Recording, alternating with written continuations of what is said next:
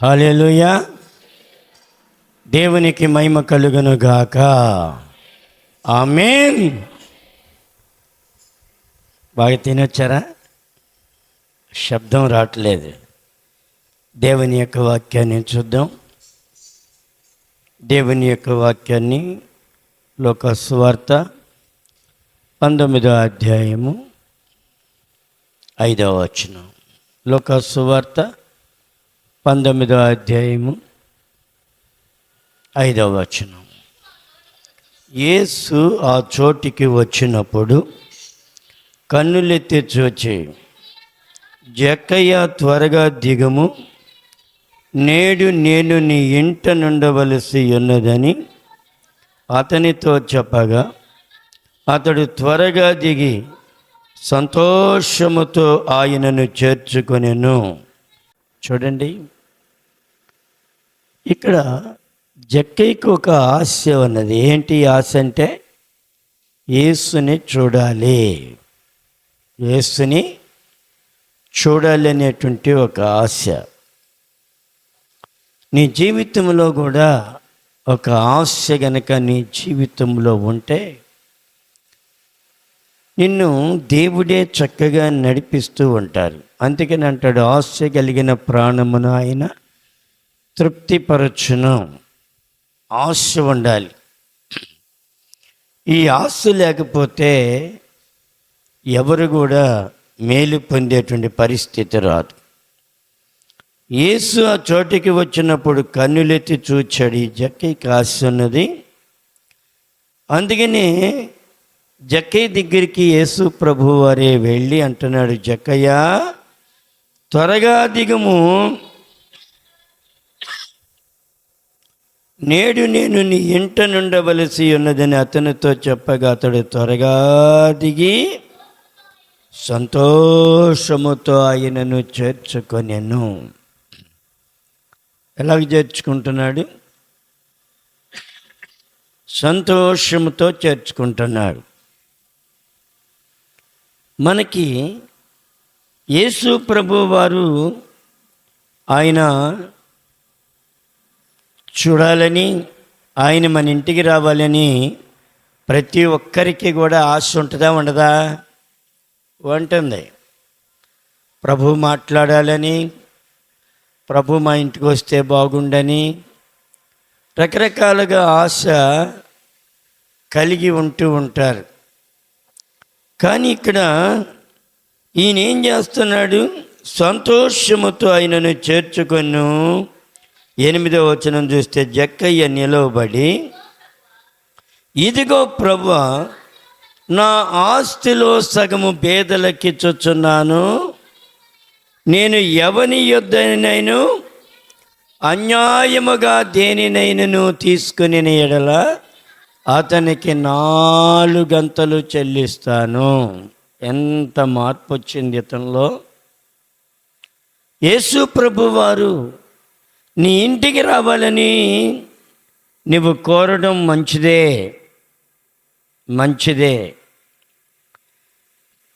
కానీ ఇక్కడ దేవుని కొరకు నువ్వు జీవించాలి. దేవుని కొరకు జీవించేటువంటి ఆశ నీలోకి రావాలి. చూడండి, ఇక్కడ అదే వాక్యములో ఇంకా మనం చూస్తే మార్కు సువార్త 12వ అధ్యాయం 41వ వచనం మనం చూస్తే, ఆయన దేవాలయంలోకి వెళ్ళి కానుక పెట్టి ఎదురుగుండా కూర్చున్నాడట యేసు ప్రభువారు. దేనికమ్మా? కానుకలు వాడుకోవడానికా? ఆయన ఆ కానుకలు పెట్టి ఎదురుగుండా కూర్చుంటే జనసమూహము ఆ కానుక పెట్టిలో అనేకులు ఏం చేస్తున్నారు? ధన సమృద్ధిని బట్టి డబ్బులు వేయుట ఆయన చూస్తున్నాడు, ప్రజల్ని గమనిస్తూ ఉన్నాడు. అందరి హృదయములను ఎరిగిన ప్రభు మన హృదయములను కూడా ఆయన ఏం చేస్తాడంట? ఎరిగి ఉంటాడు. ఎరిగి ఉంటాడా? ఎరిగి ఉండడా? ఎరిగి ఉంటాడు. అందుకని ఇక్కడ ధనవంతులైనటువంటి వారు అనేకులు ఏం చేస్తున్నారమ్మా? విశేషముగా ఏమండి సొమ్ము వేయుచుండెను. అనేకులు ఏం చేస్తున్నారు? కానుక పెట్టెలో డబ్బులు వేయుట చూచుచుండెను. ధనవంతులైన వారు అనేకులు అందులో విశేషముగా సొమ్ము వేయుచుండిరి. చాలామంది అందులో సొమ్ము వేయుచుండిరి. ఎవరిళ్ళు? ధనవంతులు అనేకులు వారు సొమ్ము వేయుచుండిరి. అయితే ఒక బీద విధవరాలు వచ్చి 2 కాసులు వేయగా ఆయన తన శిష్యులను పిలిచి, కానుక పెట్టెలో డబ్బులు వేసిన వారి అందరికంటే ఈ బీద విధవరాలు ఎక్కువ వేసినని మీతో నిశ్చయముగా చెప్పుచున్నాను. అమ్మా, ఎవరిమే? బీద విధవరాలు. ఆమెకున్నది 2 కాసులు. ఆమె ఎంతో కష్టపడి తన జీవనోపాధి మొత్తం ఇక 2 కాసులే. ఎప్పటి నుంచి దాచిపెట్టిందో తెలియదు. అనేకులు వస్తున్నారు, తన ధన సమృద్ధిలో నుండి విస్తారముగా వేస్తున్నారు. కానీ ఆ బీద విధవరాలు 2 కాసులు వేసిందంట. ఏమండి? తన జీవనమంతయు వేసాను అంటాడు అక్కడ. వారందరూ తమకు కలిగిన సమృద్ధిలో నుండి వేసిరి, కానీ ఈమె తన లేమిలో తనకు కలిగినదంతయు అనగా తన జీవనమంతయు వేసెను. ఎంత వేసిందమ్మా? ఆధారమే 2 ఆధారం. తనకు కలిగిన జీవనమంతయు వేసెను. ఇది ఎప్పుడు సాధ్యపడుద్ది? దేవుని మీద ప్రేమ ఉంటే నువ్వు ఏదైనా చేయగలవు. నీకు దేవుని మీద ప్రేమ ఉంటే ఏ త్యాగమైనా చేయగలవు. దేవుని మీద నీకు ప్రేమ లేకపోతే ఏమీ చేయలేవు. ఏమండి? ఆయన మీద నీకు ప్రేమ లేకపోతే ఏది నువ్వు చేయలేవు, ప్రార్థించలేవు, మందిరానికి రాలేవు, ఏ త్యాగము నీకు రాదు. త్యాగము లేని వ్యక్తివైపోతావు. త్యాగము లేనటువంటి వ్యక్తివైపోతావు. ఏమండి? ఏ త్యాగము లేకుండా ఈ బీద విధవరాలకి ఎంత ప్రేమ ఉందో చూడండి దేవుని పట్ల. ఎంతోమంది విస్తారముగా వేశారు, కానీ ఈ బీద విధవరాలు 2 కాసులు వేసింది. ఆ కాసులు వారి ధనమును క్రాచ్ చేసినాయి. దేవుని కొరకు నువ్వు ఏమి చేయగలుగుతున్నావు? ఏమండి? ఎంత చూసినా గొర్రెకి బెత్తడి తోకే. ఆరంభంలో ఉన్న విశ్వాసము, ఇప్పుడు విశ్వాసము. ఏమండి? ఏది ఎదుగుదల అనేది మన జీవితంలో లేదు. ఎదుగుదల చూడండి, ఇక్కడ దేవుని మందిరానికి ఏమండి దేవునికి ఇవ్వడానికి మనసు లేదు. ఏమండి? దేవునిది మాత్రం నీకు కావాలి. ఆయన ఇచ్చే ప్రతిదీ నీకు కావాలి. నువ్వు మాత్రం దేవునికి ఇవ్వలేవు. ఏంటంటే ఎందుకు ఇవ్వలేవు అంటే ప్రేమ లేదు, దేవుణ్ణి ప్రేమించలేవు. ఒకప్పుడు నీకెంత ప్రేమ ఉందో తెలుసా దేవుని మీద? దేవునికి నేను ఇస్తే నాకు దేవుడు ఇస్తాడనేటువంటి మనస్సులో నువ్వు ఫిక్స్ అయ్యావు. ఇప్పుడేంటి దేవునికి ఇచ్చేటువంటి మనస్సు? ఏమండి? ఎంత ఉన్నా, ఏది ఉన్నా ఆ 10 రూపాయలు, ఆ 20 రూపాయల కన్నా నీ విశ్వాసము పెరుగుటే లేదన్నమాట. విశ్వాసములో పెరుగుటే లేదన్నమాట. ఎదుగుదల లేదు నీ విశ్వాస జీవితానికి.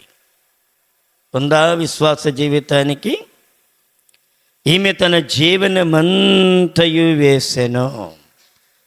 అది అలాగే పెట్టి లోకాసు వార్త 8వ అధ్యాయం లోకాసు వార్త 8వ అధ్యాయం 2వ వచనం దయచేసి సహాయము చేయండి. 12 మంది శిష్యులను, అపవిత్రాత్మలను, వ్యాధులను పోగొట్టబడిన కొందరు స్త్రీలను, అనగా 7 దెయ్యములు వదిలిపోయిన మగ్దలేననబడిన మరియయు, హేరోదు యొక్క గృహ నిర్వాహకుడకు కూజా భార్యకు సూసన్నయు ఆయనతో కూడా ఉండిరి. వీరును ఇతరులు అనేకులను తమకు కలిగిన ఆస్తితో వారికి ఉపచారము చేయసాగిరి. ఎవరికండి? ఆయనకు అని ఉంటుంది కింద. ఎవరికి? యేసు ప్రభు వారికి ఉపచారము చేశారట. ఎందుకు వీళ్ళింత? యేసు ప్రభు వారు శిష్యులు ఎక్కడికి పడితే అక్కడికి వెళ్ళిపోతూ దేవుని యొక్క సువార్తని ప్రకటిస్తుంటే వీళ్ళు కొండలో తెపాళాలు అన్నీ వేసుకుని వెళ్ళిపోయి కృతజ్ఞత కలిగి వారికి తమ సొంత డబ్బుతో ఏం చేశారమ్మా? ఉపచారము చేయసాగిరి. ఏంటిది? కృతజ్ఞత. మేలు పొందినటువంటి వారు వారి ఆస్తితో ఉపచారము చేయసాగిరి. నువ్వు చేయగలుగుతున్నావు ఉపచారం? దేవుడు నీకు ఎన్ని మేళ్ళు చేశాడమ్మా, నీ జీవితంలో ఎన్ని మేళ్ళో చెప్పలేనటువంటి మేళ్ళు అయినా. దేవునికి ఇచ్చే మనస్సు లేదు, దేవుని మందిరానికి సకాలంలో వచ్చే మనసు లేదు. దేవునికి పట్టుమని 2 గంటలు ప్రార్థన చేయలేవు, కానీ దేవుడు మాత్రం నీ ఇంటికి రావాలి. రాయ్యా యేసు, పగలల్లా గాలి గంగిరెద్దుల్లాగా తిరుగుతూ ఉంటాం. సారీ, ఏం బాధపడకండి, నన్ను కూడా కలుపుకున్నాను. సాయంత్రం వచ్చేటప్పటికి షార్ట్ కట్ ప్రార్థన. ఏంటి ప్రార్థన? ప్రభా, ఈ పగలంతా కాపాడారు, ఇప్పుడు నేను పడకెళ్తున్నాను కాబట్టి నా చుట్టూ, నా బిడ్డల చుట్టూ మీరే గిరా గిరా గిరా తిరిగి కాపు కాసుకోండి అయ్యా. ఆమేన్. ఉదయాన్నే లెగుస్తావు, ప్రభా ఈ రాత్రి అంతా కాపాడారు, ఈ ఉదయం కూడా మళ్ళీ నేను లోకంలోకి వెళ్తున్నాను, నా చుట్టూ గిరా గిరా గిరా తిరగండి. ఏం ప్రార్థనమ్మా? దేవుడు చేసేదేమో నీకు చేయాలి, నువ్వు చేసేది మాత్రం దేవునికి చేయలేవు. నీకు అన్నీ ఉన్నా కానీ ఆ 10 రూపాయలు 20 రూపాయలకి మించినటువంటి భక్తి నీ జీవితంలో రావటం లేదు. ఆ 20 రూపాయలు భక్తి వారమంతా కష్టపడతావు, వారమంతా పని చేసుకుంటావు. దేవుణ్ణి ఎంత చీపుగా చూస్తావో తెలుసా? నీకన్నా హైందవుల రైట్ 30 రూపాయలు పెట్టి కొబ్బరికాయ కొనుక్కొని వెళతారు. 30 రూపాయలు పెట్టి కొబ్బరికాయ కొనుక్కొని వెళ్ళి అక్కడ పెట్టి కానుకేసి ఒక చెప్పాడి ముఖాన్ని వేసి ఒక చెప్పేడు తెచ్చు తింటాడు. జీవాధిపతి అయినటువంటి దేవుడు నీకు ఇచ్చేటువంటి ఇవులు ఎన్నో తెలుసా? లెక్కలేనన్నటువంటి ఇవులు ఇస్తున్నాడు. అవి కూడా మీకు చూపిస్తాను ఏమేమి ఇస్తున్నాడు ఆయన.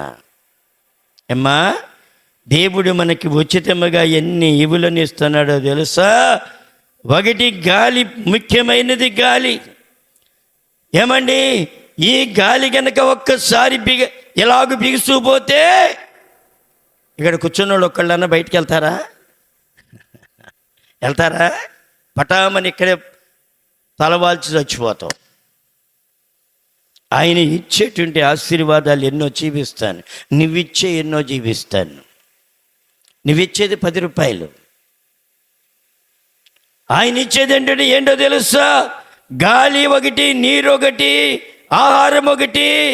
ఇవన్నీ కూడా ఆయన ఉచితముగా నీకు ఇస్తున్నాడు. ఆ ఉచితమైనవి అనుభవిస్తున్నావే కానీ దేవుని సన్నిధిలో సరైనటువంటి విలువ నువ్వు చూడడం లేదు. వారు ఏం చేశారు? దెయ్యము పట్టినటువంటి వారు. ఒక దెయ్యం పడితే నీ పరిస్థితి ఎలాగుంటుందో తెలుసా? ఒక మానసిక ఒత్తిడి వస్తే నీ హృదయం ఎలాగుంటుందో తెలుసా? దేవుడు నీకు ఎన్ని అద్భుతమైన కార్యాలు చేస్తున్నాడు ఆయన. ఏమండి, నీకు పైన ఫ్యాన్ కావాలి, కింద బాగా నీట్గా ఉండాలి, కూర్చోడానికి కుర్చీ కావాలి, ఎన్ని వసతులుండి ఇన్ని వసతులుంటే ఏమండి దేవుని ముఖాన్ని 10 రూపాయలు బారేసి దులపరించుకొని వెళ్ళిపోతావు. శ్రేయస్సు అది? శ్రేయస్కరమా? చూడండి, దేవుడు నీకు ఉచితముగా ఎన్ని ఈవులను ఇచ్చారో తెలుసైనా. ఏమండి, ఎబ్రిల్ రాసిన పత్రిక 11వ అధ్యాయం 4వ వచనములో 2 యవనస్తులు అన్నదమ్ములు ఉన్నారు. ఎవరు వారు? కయ్యేను, ఏబేలు ఉన్నారు. ఏమండి, కయ్యూనేమో తాలు తప్పలు తీసుకుని వచ్చి ఏమండి యేసు ప్రభు దేవుని ముఖాన్ని పోసి ఆయనే అంగీకరిస్తాడులే, ఆయనే నా ప్రార్థనలకి ఇస్తాడులే, ఆయనే అంగీకరించుకుంటాడులే అని అనుకున్నాడు. ఏబేలు అతి శ్రేష్టమైనటువంటి దాన్ని క్రొవ్వినది మంచిది తీసుకుని వెళ్ళి దేవునికి అర్పణ అర్పించాడు. ఎవరిది అంగీకరించబడింది? ఎవరిదండి? ఏబేలు అర్పణ అంగీకరించబడింది. కయ్యూను యొక్క అర్పణ అంగీకరించబడలేదు. తాలు తప్పలు ఏమండి ఏమర్పించాడు దేవునికి? తాలు తప్పలతో దేవునికి ఏదో చేస్తున్నట్టుగా ఫీలింగ్ ఇచ్చాడు. మనం కూడా అలాగే ఉన్నాం. ఈ దినాన మనము కూడా అలాగే ఉన్నాం. శ్రేష్టమైనది, అతి శ్రేష్టమైన దాన్ని దేవునికి అర్పించాడు. దాన్ని దేవుడు అంగీకరించాడు. ఆ అర్పణ అంగీకరించబడిందా? కయ్యుంది. ఏమండి, ఏమొచ్చింది? దేశం వచ్చేసింది తమ్ముడి మీద. మంచి భక్తి చేసేవాడి మీద దేశం వచ్చింది. ఈడేం భక్తిలో ఆరిపోయాడు. భక్తిలో ఆరిపోయినోడికి భక్తి చేసేవాడి మీద ఏమొచ్చింది చెప్పండి? దేశము కక్ష పెంచుకున్నాడు. మనసులో దేశము కక్ష పెంచుకున్నాడు. వాడు అర్పణ అంగీకరిస్తాడా? నా అర్పణ అంగీకరించాడా? నువ్వు కూడా మంచి అర్పిస్తే దేవుడు అంగీకరించేవాడు కదా. తాను మాత్రం మంచి అర్పించలేదు. దేవుడు ఏమి ఇచ్చాడు? ఉచితముగా నీకు ఎన్నిటిని ఇచ్చాడో తెలుసా? ఏమండి, వీటినన్నిటికీ నువ్వు వెలకట్టగలవా? 1 కాపుదలు ఇచ్చాడు, 2 ఆహారం ఇచ్చాడు, 3 కుమారులను కుమార్తెలను దేవుడిచ్చాడు. నువ్వు పుట్టించావా? టెంపరం. ఎవరిచ్చారు? ఎవరిచ్చారండి గర్భఫలం? దేవుడు. నేను చేశాను, ఏంటి నీ వల్ల ఏమవుద్ది?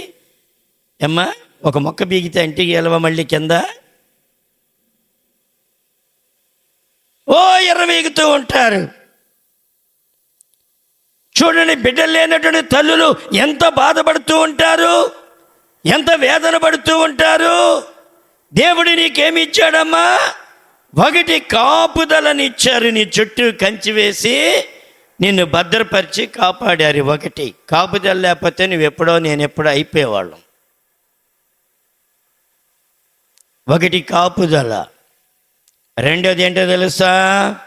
ఆహారము, సమృద్ధి అయినటువంటి ఆహారము దేవుడు నీకు అనుగ్రహించారు ఆయన. 3వది ఏంటో తెలుసా? నీకు కుమారులను కుమార్తెలను అనుగ్రహించారు. ఇవి దేవుడిచ్చినయా, నీ సొంతానియా? నువ్వు సృష్టించుకున్న వీటిని దేవుడు ఎన్ని నీకు ఉచితముగా ఇచ్చాడో తెలుసా? 146వ కీర్తన 7వ వచనం మనం చూస్తే, నీ బాధలో, నీ వ్యాధిలో, నీ శోధనలో, నీ కరువులో, నీ ఇరుకులో, నీ ఇబ్బందుల్లో దేవుడు నీకు సహాయము చేశాడు ఆయన. అందుకని అంటాడు, వారి యావత్ బాధలో నేను బాధ నొందితిని. నీ బాధలో ఆయన కూడా బాధపడ్డాడు. నువ్వు ఏడ్చినప్పుడు ఆయన ఏడ్చాడు. నువ్వు కష్టంలో కృంగిపోయినప్పుడు ఆయన కృంగిపోయాడు. నీ ప్రక్క నుండి నువ్వు పడే ప్రతి శ్రమని కూడా ఆయన కూడా అనుభవించారు. ఆయన కూడా. అందుకని అంటాడు, నీ బాధలో, నీ వ్యాధిలో, నీ శోధనలో నీ కరువులో. నీ కరువులో కూడా ఆయన సహాయపడ్డారు. ఆయన ఇవన్నీ దేవుడిచ్చినాయి కదా నీకు. ఎన్ని ఇచ్చారు?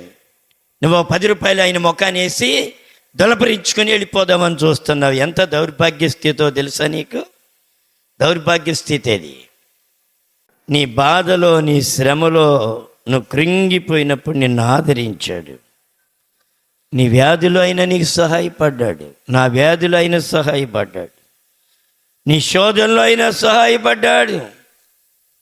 ఏమండి, నీ కష్టముల్లో అయినా నీకు సహాయపడ్డాడు. నీ కరువులో కూడా అయినా నీకు సహాయపడ్డాడు. ఇలాంటి దేవునికి నువ్వేం చేయగలుగుతున్నావు? ఆలోచించాయి. దేనికి వెలగడతావు? దేనికి వెలగడతావమ్మా? నువ్వు వచ్చే గాలికి వెలగట్టగలవా? నువ్వేదో పెద్ద చేసేసినట్టు ఫీలింగ్ ఇస్తూ ఉంటావు. దేవుడు నీ కొరకు ఎన్ని చేస్తున్నాడు? సామెతల గ్రంథం 2:6-7 మనం చూస్తే, ఒకటి ఏంటో తెలుసా? జ్ఞానము నీకు ఇచ్చాడు. జ్ఞానము. నీ బిడ్డలకు జ్ఞానం ఇచ్చాడు ప్రియ తల్లి.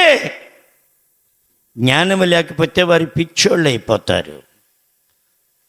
నాకు ఒక ఆమె నిన్న చెబుతూ ఉన్నది. ఒక గ్రామానికి మేము వెళ్ళినప్పుడు ఆమె చెబుతుందయ్యా, మమ్మయి సాఫ్ట్వేరు, మా అల్లుడు గారు సాఫ్ట్వేరు, ఒక పాప పుట్టింది కానీ ఆ పాపకేమి లేదు, ఎదుగుదల, బ్రెయిన్ ఎదుగుదల లేదయ్యా. ఎట్లా పడితే అట్టగా నుంచున్నట్లే ఉంటుంది. స్కూల్కి పంపిస్తే ఎవరితో ఆడదు, ప్రత్యేకించబడి ఏంటో దాని ఆట అదే ఆడుకుంటుంది. 3-4 సంవత్సరాలు ఏమీ లేదు, గ్రహింపు లేదు, జ్ఞానము లేదు. ఏమండి, రేపల్లలో ఒక వైఎస్ఎస్ కుటుంబంలో ఒక పిల్లవాడు పుట్టాడు. భార్యాభర్తలు ఇద్దరికి ఒక పిల్లవాడు, పిచ్చివాడు పుట్టాడు. మా దగ్గరికి అతను ప్రార్థనకు వచ్చినప్పుడు ఆ పిల్లవాడి వయసు ఒక 6 సంవత్సరాలు ఏమో ఉండే. కేకలు పెడుతూ ఉంటాడు అప్పుడప్పుడు. ఏమండి, ఆ తల్లి తండ్రి అలాగే వాడిని, గడ్డాలు మీసాలు కూడా వచ్చేసిన వాడికి అన్నీ కూర్చునేది తెలియదు, పోసేది తెలియదు. వాడిని నడవలేడు. ఎత్తుకుని మోసుకుంటూ యాక్సిడెంట్లో తండ్రి ఏమో విజయవాడలో చనిపోయాడు, తల్లి ఏమో కరోనాతో చనిపోయింది. ఇప్పుడు అసలు ఆ పిల్లోడు ఎక్కడున్నాడో కూడా తెలియదు. పిచ్చి పిల్లలు. దేవుడు నీ బిడ్డలకు మంచి జ్ఞానం ఇచ్చాడే. ఏమైనా కృతజ్ఞత ఉన్నదా నీకు? ఇది దేవుడు చేసింది కదా. మొబ్బాయి తెలివిగలడండి, మమ్మాయి తెలివిగలదు. ఈ తెలివి ఎక్కడి నుంచి వచ్చింది? దేవుడిచ్చింది కదా. దేవుడిచ్చింది కదా. దేవునికి కృతజ్ఞత కలిగినటువంటి స్థితిలో నీవు భక్తి చేయగలుగుతున్నావా? ఏమ్మా, దేవుడు ఏమి ఇచ్చాడు నీకు? చదువమ్మా 6-7 చూడండి. ఇక్కడ ఏమన్నాడు? యెహోవాయే జ్ఞానమిచ్చువాడు. ఎవరండి జ్ఞానం ఇచ్చింది? ఇప్పుడు చెప్పండి. దేవుడు నీకు జ్ఞానం ఇచ్చాడు బిడ్డలకు. ఆ బిడ్డని పట్టుకుని దేవుణ్ణి స్తుతించొద్దు, నీవు ఆరాధించొద్దు, గణపరచొద్దు నీవు. చూడండి ఇక్కడ ఇంకేమంటున్నాడు? ఇక్కడ ఎవరిదిల్ల చేశాను. నీకు నీవు కాదు, దీని వెనకాల దేవుని బలమైన హస్తం ఉంది. బలమైన హస్తం ఉందండి. దేవుడు నీకు ఎన్ని ఇచ్చాడండి ఇవ్వలేను. ఏమని ఉచితముగా దేవుడు ఇస్తే ఆయన ఇచ్చిన ఉచితమైనవన్నీ మేము మింగేస్తున్నావు.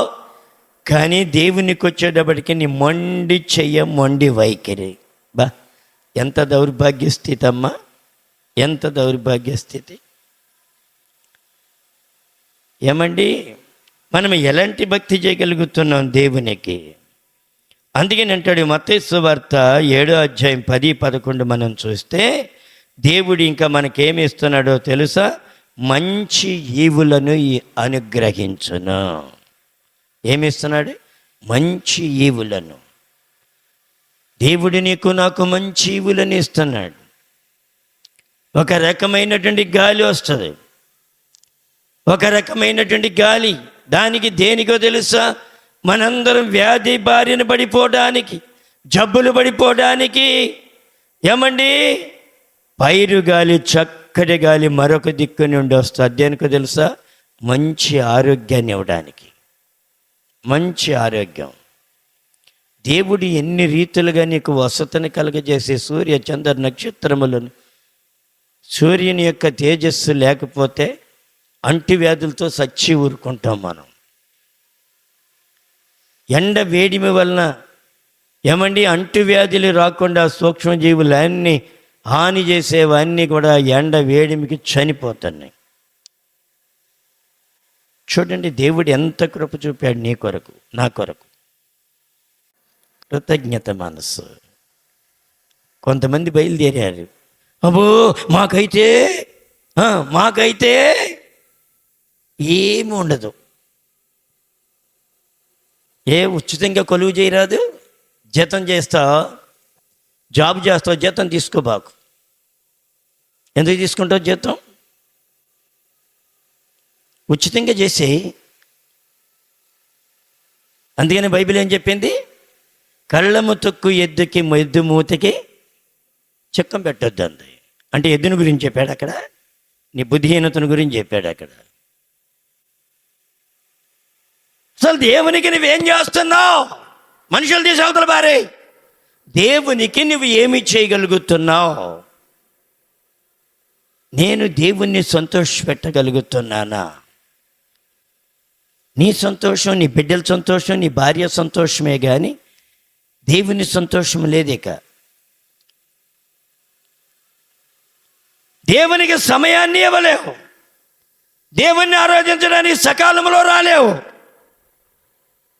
దేవుణ్ణి స్తుతించలేవు, దేవుణ్ణి మహిమపరచలేవు, దేవునికి ఇచ్చేది కూడా నువ్వు ఇవ్వలేవు. ఎంత దౌర్భాగ్య స్థితి! ఆలోచన చేయి.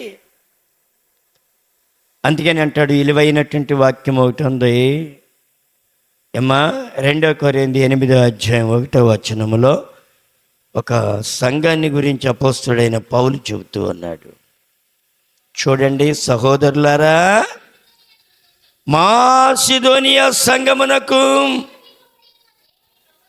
కృపను గూర్చియు మీకు తెలియజేయుచున్నాను. ఏలయనగా వారు బహు శ్రమల వలన పరీక్షింపబడగా అత్యధికముగా సంతోషించరే. వారికి నీకన్నా ఎక్కువ కష్టాలు ఉన్నాయి, నీకన్నా ఎక్కువ శ్రమలు ఉన్నాయి. శ్రమలో సంతోషించారు, ఆనందించారు.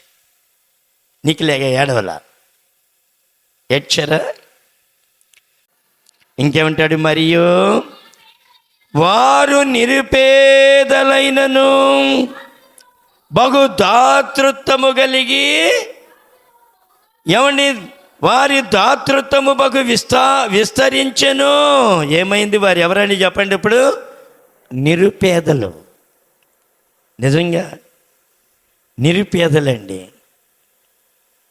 నిరుపేదల్లో ఉన్నటువంటి త్యాగము ఏమండి ఒక మాదిరిగా ఉన్న వారికి కలగట్టలేదు, ఆ దాతృత్వం రావటం లేదు. పిసినారితనం, ధారాళత్వం పోయింది, చేతులు ఎండిపోతున్నాయి, ముడుసుకుపోతున్నాయి. ఎంత దౌర్భాగ్య స్థితి అది! నువ్వేం చేస్తున్నావు? మనుషులు చేస్తున్నావా, దేవునికి చేస్తున్నావా? దేవునికి చేస్తున్నావు, మనుషులకి చేస్తున్నావు. అపవాది చెబుద్దా, జాగ్రత్త ఆరిపోతావు, జాగ్రత్త ఆరిపోతావు అని చెప్పి నీ చేతులు మొత్తం కట్టేసి వెనకాల కూర్చోబెడద్ది. ఏం పర్వాలేదు, నీ చేతులు కట్టేసిన ఇంకో చేతులు బయటకు వస్తాయి. దేవుని వాక్యములు అంటున్నాడు, ఏమంటున్నాడు? వారు నిరుపేదలైనను వారి దాతృత్వము బహుగా విస్తరించెను. ఈ కృప విషయములోను, పరిశుద్ధుల కొరకైన పరిచర్యలోను, పాలు పొందు విషయములోను మనోపూర్వకంగా మమ్మను వేడుకొనుచు వారు తమ సామర్థ్యము కొలదియేగాక తమ సామర్థ్యము కంటే ఎక్కువగాను తమంతట తామే ఇచ్చిరని మీకు సాక్ష్యం ఇచ్చుచున్నాను. ఇదియోగాక మొదట ప్రభునకును దేవుని చిత్తం వల్ల మాకును తమ్మును తామే అప్పగించేసుకున్నారంటే, ఎవరికి? దేవునికి, దేవుని బిడ్డలకు కూడా అప్పగించేసుకున్నారంట తమను తామే. ఎంత చక్కటి కృప! ఏమండి, దేవుని యొక్క వాక్యములు అంటున్నాడు, వారు బహు దాతృత్వముతో నిండిపోయారు. ఏమా 12వ వచనం మనం చూస్తే అందులోనే ఏమంటాడు? మొదట ఒకడు సిద్ధమైన మనస్సు కలిగి ఉంటే శక్తికి మించి కాదు కానీ కలిమి కొలది ఇచ్చినది ప్రీతికరమగును. దేవునికి ప్రీతికరంగా ఉంటున్నావా? ప్రీతికరంగా ఏమీ ప్రీతికరం లేదు. ఏమా, దేవుని సన్నిధిలో దేవుడు ఎన్ని నీకు ఈవులను ఇస్తున్నాడు, మంచి ఈవులను ఇస్తున్నాడు ఆయన. ఏమండి, యోహాను సువార్త 14:27 ఇంకొకటి ఇచ్చాడు. ఏంటో చూద్దాం, చూడండి. నా శాంతిని మీకు అనుగ్రహించుచున్నాను. ఏమిచ్చాడు నీకు చెప్పండి? ఏమిచ్చాడు దేవుడు? ఏమిచ్చాడు? శాంతిని ఇచ్చాడు. ఈ శాంతి లేకపోతే ఎలాగుంటుంది ఆలోచన చేయండి. శాంతి లేకపోతే ఉన్నదా శాంతి నీకు? శాంతి లేకపోతే ఏమండి, మనసు గలిబిలైపోతే, మనసు కలవరం అయిపోతే, మనసు పిచ్చి పట్టిపోతే ఎంత బాధో తెలుసా? దానికి దేంతో కడతావు లెక్క? దేంతో కడతావు అమ్మ లెక్క? దేంతో కడతారు లెక్క? దానికి ఏది సాటి అవుద్ది? దానికి మనస్సు నెమ్మది లేకపోతే, శాంతి లేకపోతే. ఏమండి, ఒకరోజు నాకు చాలా కలవరం వచ్చేసింది. ఒకరోజు నేను సేవ చేయించున్నటువంటి ఆరంభ దినాల్లో ఏమండి, మంచి శోధన వచ్చింది. ఒక శోధన, కలవరం, పిచ్చి అయిపోయింది. మనసు అంతా పిచ్చి, ఏదో చీకటి పట్టేసింది. షాపు తీసుకూర్చున్నాను. భయంకరమైనటువంటి పరిస్థితి. నెమ్మది లేదు, శాంతి లేదు, సంతోషం లేదు. ఏమండి, ప్రార్థన చేసుకుంటానని మనసులో ఏమన్నా తెలుసా? ప్రభా, ఎవరొకరిని నీ సేవకుని నా దగ్గరికి పంపించయ్యా, ఎవరొకరిని నీ సేవకుని నా దగ్గరికి పంపించు ప్రభా అని ప్రార్థన చేస్తూ ఉన్నాను.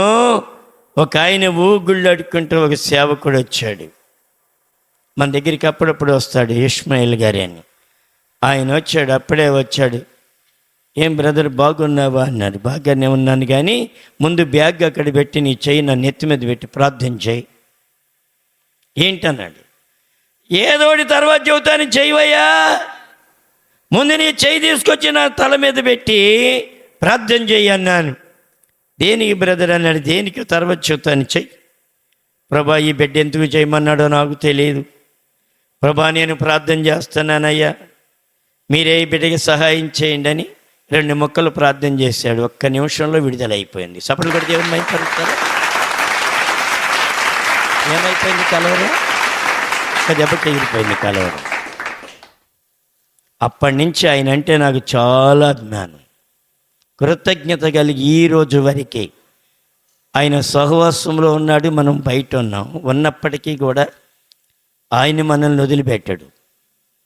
ఆయన మేలు చేశాడు. నాకు 2 మేలులు పొందాను ఆయన ద్వారా.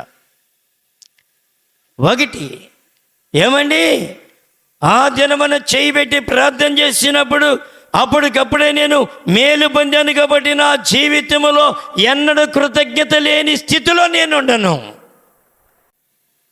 ఏంటి ఇంకోటి ఏంటో తెలుసా మేలు? ఏమండి, నేను పరిచర్యకి వెళ్ళాను. బీలా గార్డెన్లో సేవ పిలుపొంది పరిచర్యకి వెళ్ళాను.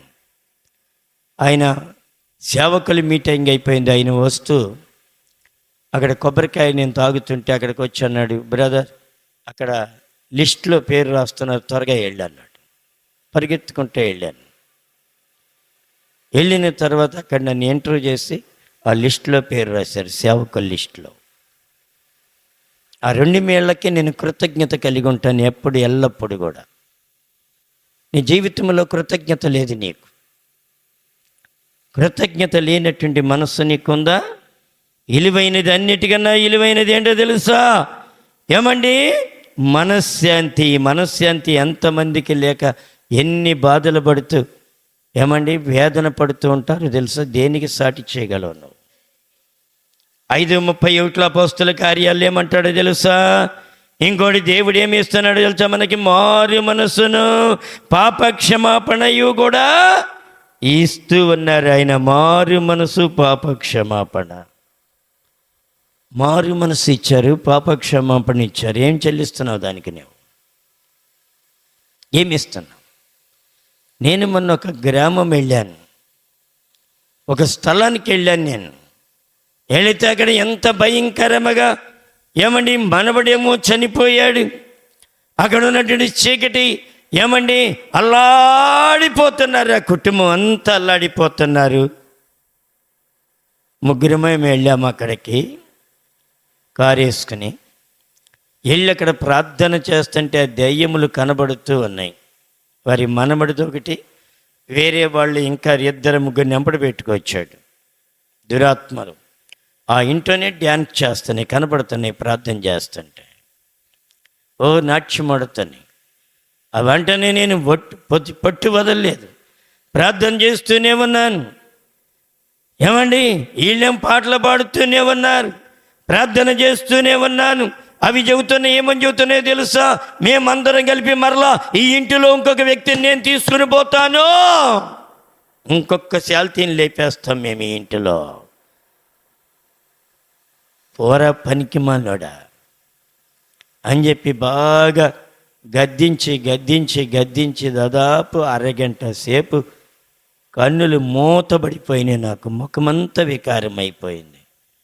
ఆ దెయ్యములన్నీ పారిపోయే వరకు ప్రార్థన చేసి వాళ్ళందరి కొరకు విజ్ఞాపన చేసి చేతులేసి ప్రార్థన చేసి, ఎవడు దీనికి ఎంతో ఎలగడతావు? అమ్మ ఒక 500 రూపాయలు చేతిలో పెట్టబోతుంటే నేను వద్దమ్మ ఉంచుకో, నువ్వే వాడుకోండి, మీరే చాలా కష్టాల్లో ఉన్నారని ఇచ్చేసి వచ్చేసాను. 1000 రూపాయలు ఖర్చు నా కారుకి, అయినా నేను తీసుకోలేదు. దేవుని యొక్క సన్నిధిలో దేనికి వెలగడతావు నువ్వు? దేనికి వెలగడతావు దేవునికి? 10 రూపాయలు ఆయన ముఖాన్ని వేసి దులపరించుకొని వెళ్ళిపోదాం అనుకుంటున్నావు నువ్వు? ఒక ఆమె వచ్చింది నా దగ్గరికి, అయ్యా 6 నెలల మట్టి నాకు కంటి మీద నిద్ర లేదండి, కన్నులలాగు పడుకోవటమే కానీ కన్నులలాగు తెరుచుకుని ఉంటమేనయ్యా. అయ్యా ఈ నిద్ర లేకపోతే ఏమవుతుంది? అన్ని జబ్బులు ప్రారంభమైపోతాయి శరీరంలో. మనిషికి మినిమం 5 గంటలన్నా నిద్ర ఉండాలి. చేతబడి చేసిన వాళ్ళకి నిద్ర ఉండదు. చేతబడి ఎవరికన్నా చేస్తే నిద్ర రాదే కళ్ళకి. కొరివిదీయంలాగా రాత్రి పగులలో చూస్తూ ఉంటామే. అలాగే క్షీణించి చచ్చిపోతారు. తెలుసా? మా ఫ్రెండ్కి ఒక ఆయనకి చేతబడి చేశారు. ఏమండి? అప్పటికి ప్రార్థనలోకి రావటం లేదు, ఆయన హైందవుడు. అయితే ఏమైంది? ఎన్ని ఆసుపత్రులు తిరిగినా ప్రయోజనం లేదు. రాత్రి వచ్చేటప్పటికి అలాగే చూస్తూ ఉంటాం. వాళ్ళ మేనల్లుడు పాపంలో పడిపోయాడు. పాపంలో పడిపోతే ఏమండి అతను పట్టుకోపోయారు. ఏమండి తర్వాత ఏమండి ఈయన అడ్డం వెళ్ళి వీళ్ళందరినీ కాపాడటం కొరకు మాట్లాడితే ఇట్టా ఉంది వీడి పని అని చెప్పి చేతబడి చేసేసారు. ఇంటి నిండా తాయిత్తులు, ఇంటి చుట్టూ తాయిత్తులు. అమ్మా నిమ్మకాయలు, ఎక్కడికి వెళ్ళినా నిద్రలేదు. ఏమండి అంగల కుదురులలో బంధువులు ఉంటే అక్కడికి వెళ్ళాడు. అక్కడికి వెళితే ఆమె ప్రార్థన, ఏదో రకంగా ప్రార్థన, చిన్న ప్రార్థన. ఆమె ఏం చేసింది? తల కింద బైబిల్ పెట్టి ఒరే పడుకోరా అంది. అక్కడ మాత్రం ఒక్క అరగంట సేపు నిద్ర పట్టింది. ఎక్కడికి నిద్ర లేదు. తర్వాత మా గురువు గారి దగ్గరికి వచ్చి చెప్పారయ్యా ఇలాగ నిద్రపోవటం లేదు అంటే, ఆయన ప్రార్థన చేసి ఆ ఇంటిలో ఉన్నటువంటి ఆంచనలు, ఆ ఇంటి దగ్గర ఎదురుగుండా వెనకాల పాతేసినటువంటి నిమ్మకాయలు వాటన్నిటినీ పెళ్ళగిస్తే దాదాపు పేడ పలికిడైనాయి.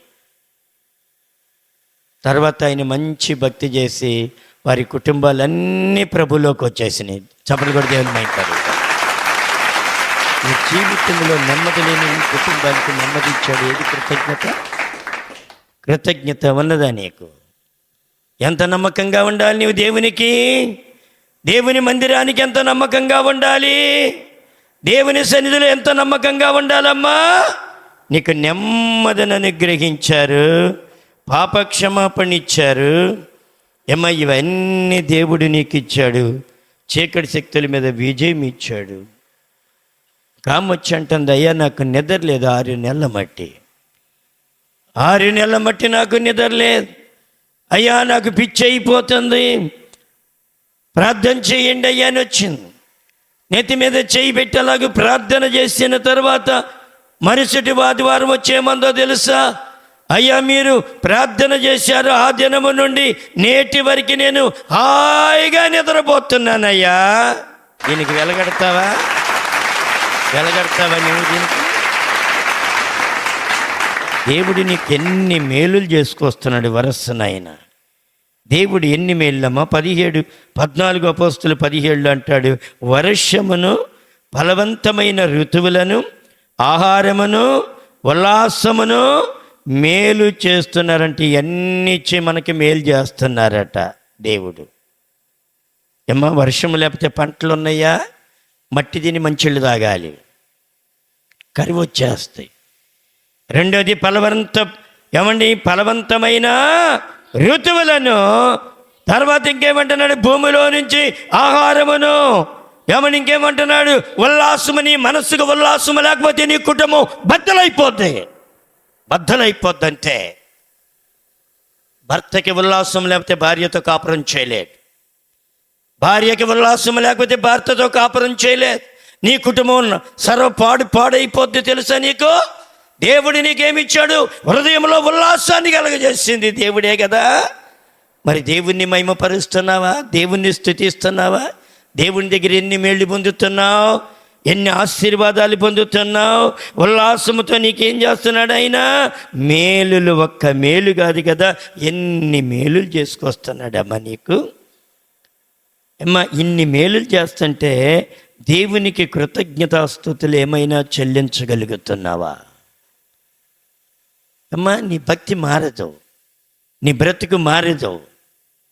నేను ఆరంభ దినాల్లో మారు మనసు పొందినప్పుడు 10 రూపాయలు కానుకేసేవాడిని. తదుపరి 50, 100 చేసుకుని వచ్చాను. ఎందుకు ఇలాగ మార్చుకున్నానో తెలుసా? నేను మా గురువు గారు ఆ బ్యాగులో నుండి సందా పట్టేటప్పుడు ఒక 20 పైసల బెళ్ళో, పావులో బెళ్ళో తీసి అలాగేసేవాడు. అది నాకు నచ్చేది కాదు. ఇలాగూ చేయకూడదు. దేవుణ్ణి మనం గణపరచాలి. దేవుణ్ణి నేను గణపరచాలి. రేపల్లలో అక్కడ కానుకలు 500 నోటు, ఇక్కడ కానుకలు 500 నోటు నేను తప్పనిసరిగా వేయాల్సిందే. లేకపోతే నా దగ్గర ఉన్నదంతా వేస్తాను నేను. అది లేకపోతే అంటే గొప్పతనంగా మీరు ఏమని చెప్పటం లేదు. నేను నేర్చుకున్నది నేర్చుకున్నాను. నా దేవుణ్ణి గణపరచాలి. మీకు ఆల్రెడీ మనసులోకి ఇప్పుడు ఒకటి వచ్చేసింది. ఏమని? ఆయన వాడుకునేది కాబట్టి వేస్తాడులే. హైదరాబాద్ వెళ్తే అక్కడ కూడా అదే కానుక. మారదు. దేవుణ్ణి నువ్వు కృతజ్ఞతతో నింపబడాలి. దేవుడు నీకు ఎన్ని మేలు చేశాడు, ఆయన ఎన్ని ఆశీర్వాదాలు ఇచ్చారు, ఎన్ని దీవెనలు ఇచ్చారు. నువ్వు చేసేది దేవునికి ఏం చేయగలుగుతున్నావు ప్రియ తల్లి? ఆయన వర్షాన్ని ఇచ్చారు, ఫలవంతమైన ఋతువులు ఇచ్చారు, ఆహారమునిచ్చారు, ఉల్లాసమునిచ్చారు. మేలుతో నింపుతున్నాడు నిన్ను.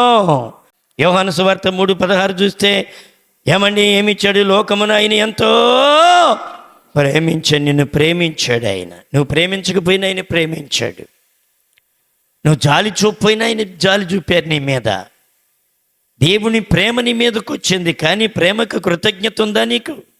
కృతజ్ఞత కలిగినటువంటి మనస్సులో నీవున్నావా? ఆయన చేసినటువంటి మేళ్ళన్నీ కూడా అనుభవిస్తున్నావు. ఆయన చేసినటువంటి అద్భుతమైనవన్నీ కూడా అనుభవిస్తున్నావు. కానీ దేవుని విషయంలో నువ్వు చేతగాని వాడు అయిపోతున్నావే అని ఆయన ఏడుస్తూ ఉన్నాడు నీ కొరకు. ఆయన తెలుసా నీకు, ఒక దెయ్యం పడితే అది నీలో ఉంటే, అది నిన్ను కలవరపరుస్తుంటే దాని నిమిత్తం నువ్వు దేంతో వెలగడతావు చెప్పు? దేంతో వెలగడతావు? దేనితో వెలగడతావు? అందుకని అంటాడు రోమా 8:32 అంటాడు, తన సొంత కుమారునితో పాటు సమస్తమును మనకి అనుగ్రహించెను. ఏమిచ్చాడమ్మా? సొంత కుమారునితో పాటు మనకి సమస్తాన్ని అనుగ్రహించి దారాగత్తం చేశాడు నీ కొరకు, నా కొరకు. నేను ఒక ప్రార్థన చేశాను మొన్న మధ్యన, ప్రభువా నీ రక్తం ఆగిపోయిన తర్వాత లోపల నుండి నీ నీరు వచ్చింది కదా, ఆ నీటితో పలాని బిడ్డను స్వస్థపరచయ్యా.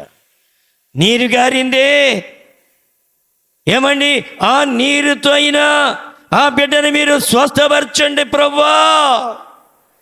ప్రభా నీ పాదధూళి జల్లైనా ఆ బిడ్డను స్వస్థపరచండి, నీ ముళ్ళ కిరీటమైనా పెట్టి వారిని స్వస్థపరచండి ప్రభా.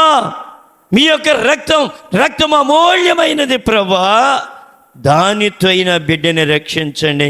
గోజాడి ప్రార్థన చేశాను. అమ్మా, దేవుడు ఎంత కృప కలిగిన దేవుడు. దేవుని దగ్గర మనం ఎన్ని మేళ్ళు పొందుతున్నాం, దేవునికి మనం చేసేది ఎంత? నువ్వేం చేస్తున్నావు దేవునికి? దేవుణ్ణి ఆరాధించలేవు, దేవుణ్ణి స్తుతించలేవు, దేవుని మహిమపరచలేవు, దేవుణ్ణి గణపరచలేవు, దేవునికి ఇవ్వలేవు. అబ్బా, ఎంత భయంకరమైన పాపం ఇది! ఆలోచన చేయండి. ఏదో పట్టుకుని నువ్వు ఎలాడుతున్నావా? సూర్యు పట్టుకుని ఎలాడినట్టు దెబ్బతింటావు. ప్రియ తల్లి, దేవుడు నీతో మాట్లాడుతున్నాడు. లోబడు. నిజమే ప్రభా, నువ్వు ఇచ్చినవన్నీ నేను అనుభవిస్తున్నానయ్యా. మాసిదోనియా సంఘం వారు ఎలాంటి దాత్రంతో ఉన్నారు, ఏబేలు ఎలాంటి శ్రేష్టమైనటువంటి అర్పణ అర్పించాడయ్యా. ప్రభా, నీ చేత మేలు పొందినటువంటి వారు, మగ్దలేని మరియ 7 దెయ్యములు ఎళ్ళగొట్టిబడినటువంటి వారు, ప్రభా ఎంత ఉపచారము చేశారు నా నాయనా. నేను ఉపచారము చేయలేని దౌర్భాగ్యుడిని అయిపోయాను, నేను ఉపచారము చేయలేని దౌర్భాగ్యురాలను అయిపోయానయ్యా. నన్ను క్షమించండి ప్రభా. పశ్చాత్తాపడు. అన్నీ ఉన్నా నీకు 20 రూపాయల నోటు, 10 రూపాయల నోటు, టంగునేసేటువంటి 2 రూపాయల బిళ్ళ కనపడుతుందేమో. పేదలను నేను తృణీకరించట్లేదు ప్రియ తల్లి. నీ దగ్గర ఏమీ లేకపోయినా 1 రూపాయి వేసిన నీకు ఆశీర్వాదం వచ్చుద్ది.